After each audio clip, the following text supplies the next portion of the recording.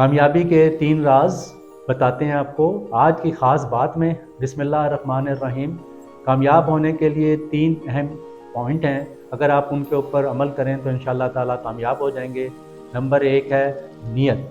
जब आप कोई भी काम स्टार्ट करें उसमें आपकी नीयत साफ़, शफाफ और पॉजिटिव होनी चाहिए। नंबर 2 है मेहनत। मेहनत करने के लिए आपने सुना होगा मेहनत में अज़मत है। तो अगर आप मेहनत से काम करें उसमें 2 काम आपने करने हैं।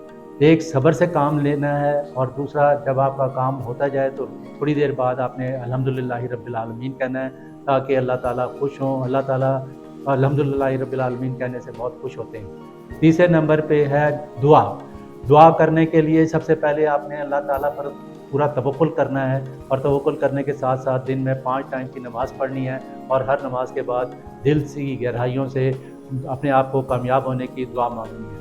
जज़ाकल्लाह खैर। अस्सलाम वालेकुम।